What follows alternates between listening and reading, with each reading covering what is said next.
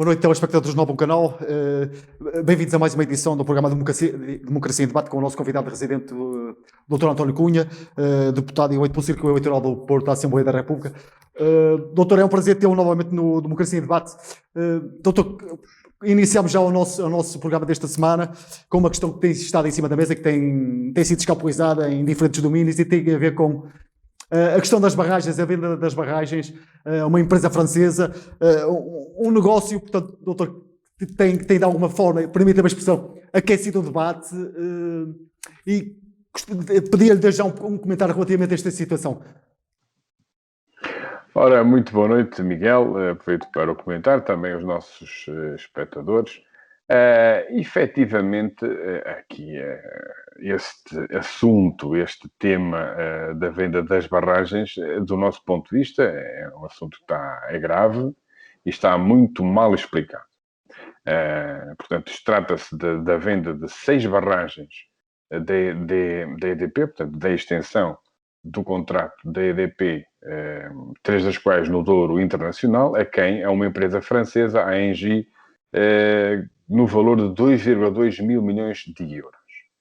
E, portanto, o que nós pretendemos é saber detalhadamente e muito bem explicado, até porque estão em causa cerca de 100 milhões de euros de receita fiscal, e mais ainda, 100 milhões de euros que criaram expectativas junto das populações do interior do país, que foram criadas pelo Orçamento de Estado de 2021. Porquê? Porque a lei prevê que fiquem para os municípios os cerca de 100 milhões de euros. Portanto, 100 milhões de euros que incidem sobre a venda das barragens. E depois, mais cerca de 7 milhões de euros anuais em impostos municipais. Ora bem, perante este negócio, não é, o governo não auscultou ou envolveu sequer os municípios abrangidos por esta venda. E, portanto, consulta essa que, aliás, tinha sido recomendada pelo Parlamento no ano passado. Portanto, toda esta ação do governo, do meu ponto de vista e a mim, todo este processo, isto cheira-me aqui a esturro. E temos que recuar a 2007. Ora bem, em 2007, o governo do PS, que era liderado pelo José Sócrates, vendeu a extensão da exploração de 27 barragens à EDP, imagine-se, por 700 milhões de euros. 27 barragens por 700 milhões de euros.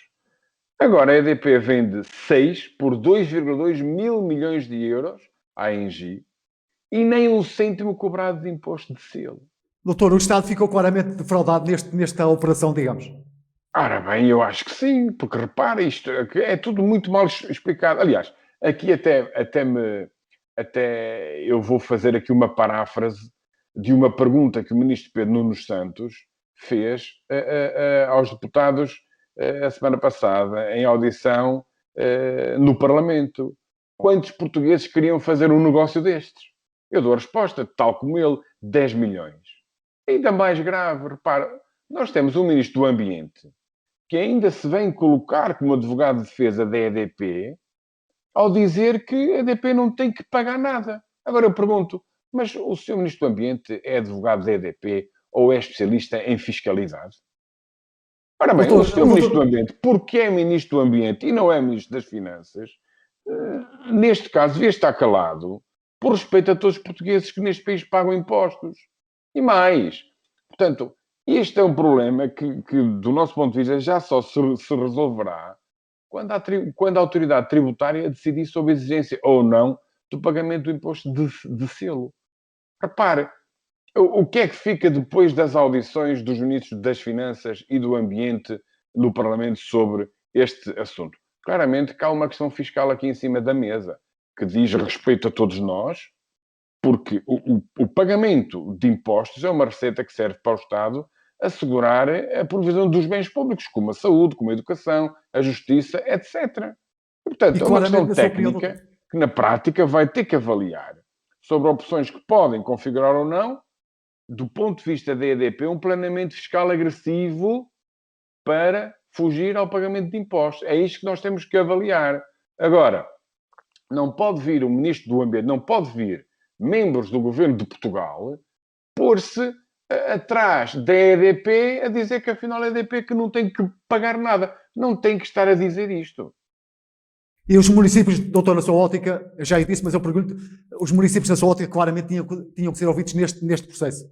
Claramente, isso foi uma exigência que o Parlamento fez, aliás, foi uma recomendação que o Parlamento fez o ano passado. O Governo não ligou nenhuma a isto, portanto, não consultou município algum, nem dos da cor do PS, portanto, do partido, não os consultou, e, portanto, houve uma expectativa criada no âmbito da aprovação do Orçamento de Estado para 2021, a propósito desses 100 milhões de euros que deveriam ter sido cobrados, do nosso ponto de vista, não é? Porque, repare, isto está muito mal contado. Houve uma empresa que foi criada com um capital social de uma coisa irrisória para 2,2 mil milhões de euros. Portanto, aquelas populações, não é? E quando nós, e o Governo enche a boca ao falar na coesão territorial, aquelas populações e aqueles autarcas estavam à espera que esses 100 milhões de euros fossem aplicados para o desenvolvimento daquela região.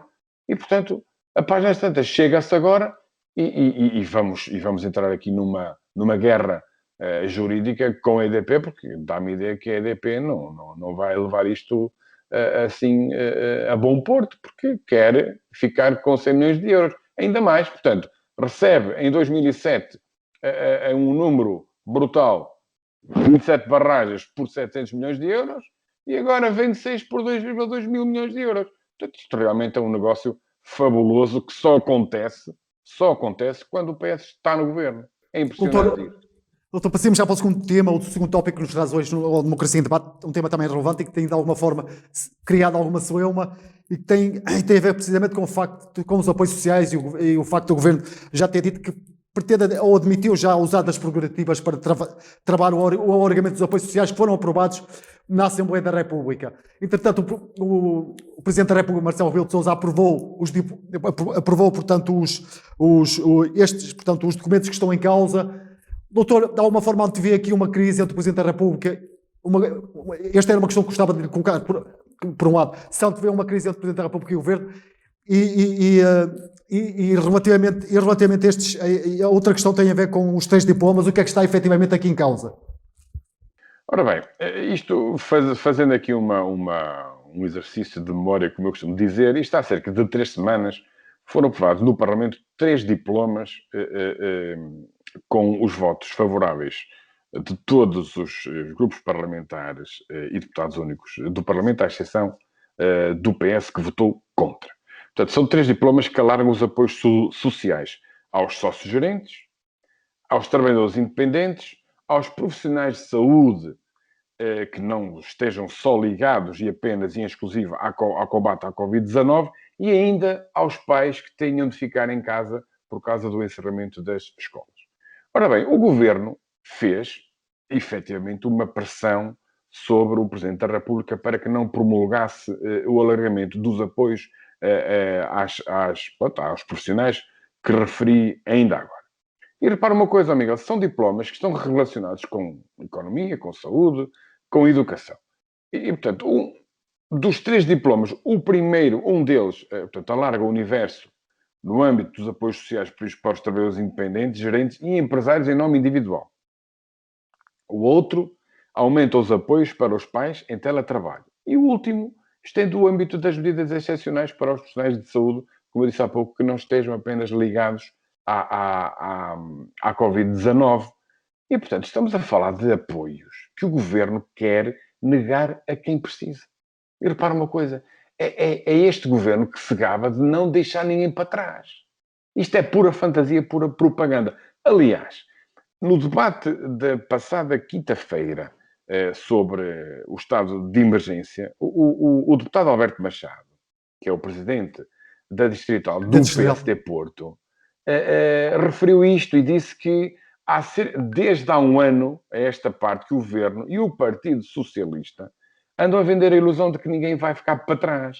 Mas isto não é verdade, ó Miguel. E repara uma coisa, ele elenca ali uma série e é bom que as pessoas saibam isto.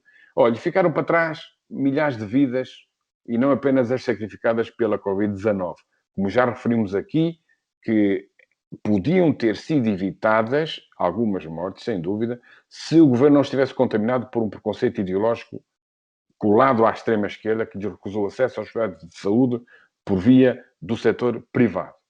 Mas, também referimos aqui nós, no nosso programa, milhões de utentes do Serviço Nacional de Saúde que ficaram para trás porque viram as suas consultas, as suas cirurgias, os seus tratamentos adiados, vê-se sem conta.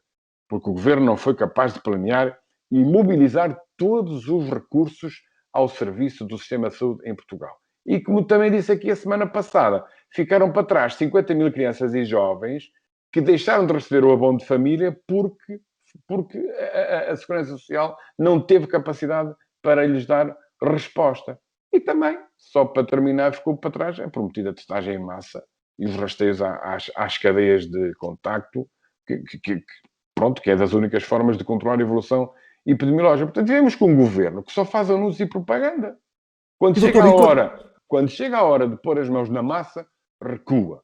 E, portanto, são factos que demonstram que a única solução que o governo tem para combater e controlar esta pandemia tem sido o confinamento, uma medida sanitária extrema, como nós sabemos, tem gravíssimos efeitos na economia e na vida das famílias. E por isso é que era preciso que estes apoios fossem aprovados, coisa que o Parlamento fez. O Governo não quer, o Presidente da República promulgou. Agora, Miguel, como pergunta se vai haver uma crise ou não entre o Presidente da República e o Governo, eu não acredito nisso. Não tem que haver crise nenhuma, porque o Presidente da República analisa os documentos à luz daquilo que é a nossa Constituição. O Governo esconde-se atrás da Lei Travão. A Lei Travão, portanto, parece que só que funciona num sentido. A Lei Travão não funciona nem para TAPs, nem para novo banco, nem para coisa nenhuma. Mas quando é para castigar os portugueses com impostos e na falta de apoios que lhes são devidos, aí o Governo é o primeiro a estar na linha da frente. Isto não pode ser. Doutor, mesmo só para terminar este tópico, mas ainda relativamente à questão do alargamento dos apoios sociais, mas encontra uma explicação para que o Governo de alguma forma esteja a fazer fica-pé relativamente a este tema? Foi o que eu disse ainda agora, o Governo esconde-se atrás daquilo que é a Lei de Travão, ou seja, que não pode haver despesa acima de um determinado nível para que o orçamento para que o orçamento se cumpra e para que não se aumente o déficit. Agora, Manel, peço desculpa, Miguel, nós também já comentamos aqui o que é que foi feito à autorização da despesa no orçamento para 2021, nomeadamente para no orçamento suplementar para o combate à crise provocada pela Covid-19. O que é que o governo executou? Quase nada. E vem-se agora a queixar? E vem-se agora a esconder atrás da Lei de Travão? Quer dizer, o ano passado, o orçamento suplementar autoriza despesa. O governo não a gasta, portanto, não a executa. E vem agora, isto é uma desculpa esfarrapada. Doutor, diga. Iria passar já para o próximo tema, também é um tema polémico. Adivinha-se uma nova injeção de capital relativamente à questão do novo banco. Isto suscitou já uma série de protestos, uma reação em cadeia de vários partidos, nomeadamente o Bloco de Esquerda e do PCP, revoltados relativamente a uma eventual injeção de capital que possa vir a ocorrer. O próprio Primeiro-Ministro a manifestar-se relativamente a este tópico. Doutor, obviamente que isto é um tema e era expectável que este também viesse a suscitar este coro de comentários. Qual é a sua posição relativamente a este tópico? Bom, é preciso começar por dizer que, como o Miguel disse, o novo banco vem exigir mais uma injeção de capital, não é coisa pouca, mas dizer que o novo banco apresentou prejuízos de mais de 1.300 milhões de euros e agora vem apresentar uma espécie de fatura aos contribuintes, a todos os contribuintes portugueses, de quase 600 milhões de euros, não é? É evidente que este valor está a ser questionado. Recordo que no ano passado o PSD exigiu que se fizesse uma auditoria ao novo banco e mais grave ainda é que é uma coisa impressionante, é que supostamente o banco bom dentro do novo banco apresentou prejuízos. E repara uma coisa, isto é o novo banco que apresenta prejuízos, quando, por exemplo, o BPI, apesar de ter registrado uma descida de cerca de 108% dos lucros, apresenta um resultado positivo de 104,8 milhões de euros, não é? Não, o lucro foi de 84 milhões. O BCP registrou uma redução de 40% dos lucros, mas mesmo assim teve lucro. Agora, perante estes sucessivos pedidos de injeção de capital no novo banco, e repara uma coisa, houve o compromisso de que portanto, o Fundo de Resolução teria disponíveis 3,9 mil milhões de euros para ajudar, entre aspas, o novo banco, isto a título de empréstimo. Pelo menos foi isso que, isso que foi dito aos portugueses. Portanto, que o governo, portanto, o Estado português empresta esse valor, sendo depois ressarcido, não sabemos durante quantos anos. Agora, isto, perante estes resultados, perante estes pedidos sucessivos, e uma vez que até que o teto está-se a atingir o teto dos 3,9 mil milhões de euros, portanto, se esta injeção de capital de quase 600 milhões de euros for efetivamente dada ou emprestada ao novo banco, faltarão cerca de 300 milhões de euros para se atingir o limite dos 3,9 mil milhões de euros. Portanto, perante isto, há aqui uma dúvida que me assiste, que é sabermos, isto não tem nada a ver, independentemente se há diferença ou não, se é devido ou se não é devido, irmos até aos 3,9 mil milhões de euros. O que é que nós temos que questionar, não é? É que perante estes resultados, se o novo banco é viável ou não, ou se será viável. E vamos ver, aliás, o presidente do novo banco disse que em 2021 queriam chegar aos resultados positivos. Agora, o novo banco terá futuro autónomo quando se atingir os 3,9 mil milhões de euros? Esta é a minha questão. Porque se assim não for, como e quando é que será ressarcido o Estado por esse valor que foi emprestado? Portanto, doutor, o Presidente da República, deixe-me só, na sequência daquilo que acabou de dizer, o Presidente da República, Marcelo Rebelo de Sousa, vem já de alguma forma a apoiar a estabilidade do sistema financeiro. Que comentário lhe apraz fazer relativamente a esta observação do Presidente da República, do chefe de Estado? Miguel, eu como cidadão deste país e perante aquilo que tem acontecido nos últimos 10, 15 anos, os portugueses estão cansados de socorrer bancos, e não foram assim tão poucos. Se bem me lembro, até finais de 2019, o Estado português só em ajudas a bancos já ultrapassava o valor dos 14 mil milhões de euros. Isto é uma coisa, uma brutalidade. O que é que nós faríamos neste país com esse dinheiro? O que é que se fazia em Portugal com 14 mil milhões de euros? É esta a minha questão. É isto que os portugueses têm que pensar. E depois ainda temos o resto. Temos Ground Force, temos a TAP, tudo a sugar o dinheiro que nos custa a todos ganhar e que nós temos que entregar ao Estado. E o Estado tem que zelar da forma mais rigorosa possível aquilo que é bom ou que não é bom para o nosso país. Portanto, os portugueses, nós todos estamos cansados, porque nós não podemos fugir um cêntimo que seja. E vemos este tipo de situações. Veja-se, e mais, ainda por cima, abrimos, se calhar, o flanco para que, por exemplo, numa venda de 2,2 mil milhões de euros da EDP não sejam devidos 100 milhões de euros de imposto de selo. Isto não faz sentido nenhum. Em nenhum país evoluído deste mundo, por assim dizer, isto é compreensível. Doutor, se nós fôssemos um país rico, que estivéssemos desafogados, nós vamos já entrar aí nas notas finais e vamos ver qual é a evolução da dívida pública em 2020 e a carga fiscal que aumentou ainda mais, apesar da recessão.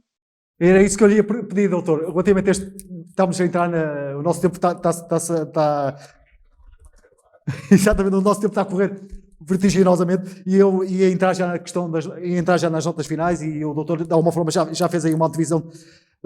É um tema que é seguramente um tema preocupante e que tem a ver com a evolução da dívida pública e também com a carga fiscal. Doutor, eu recordo aqui uma manchete do Diário de Notícias, DN, que diz que o Governo prevê para 2021 o maior aumento da receita fiscal desde 2013.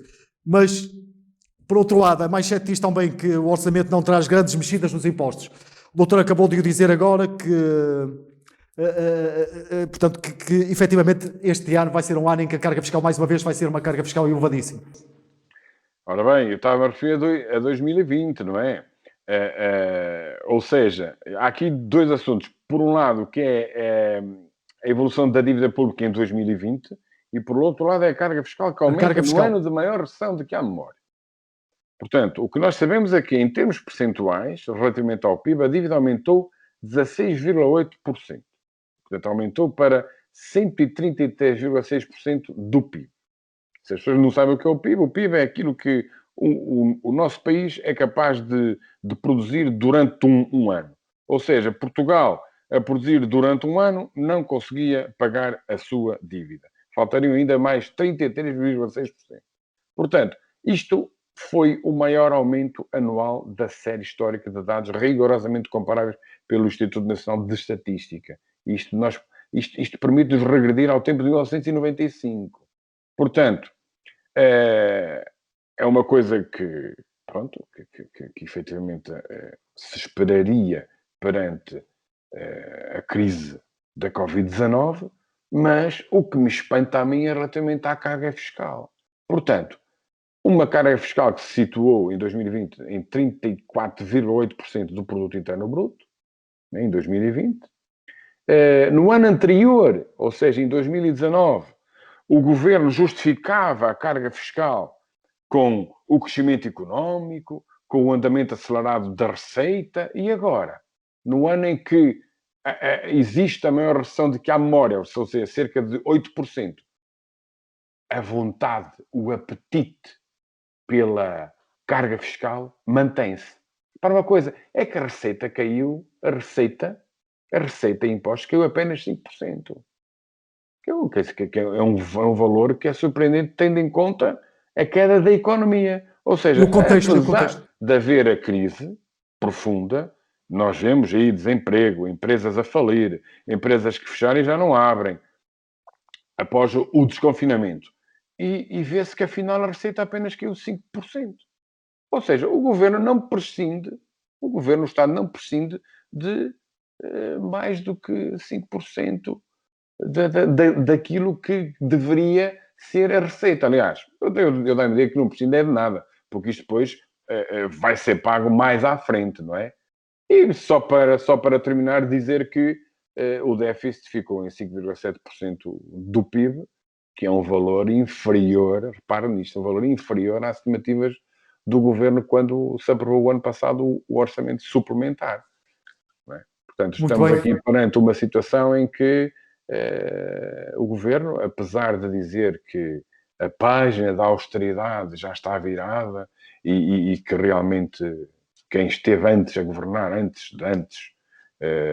em tempos de troika, que eram os maus da fita, afinal a austeridade está aí e veio para ficar. E dá-me a ideia que com este governo nós vamos ter surpresas quando este governo deixar de ser governo.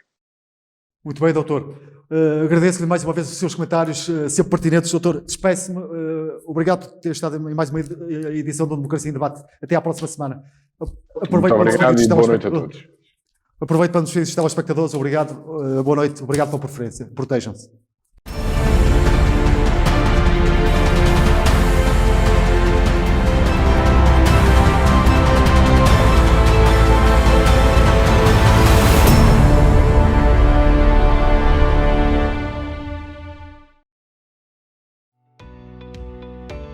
Novum Canal. Sempre Novum, sempre seu.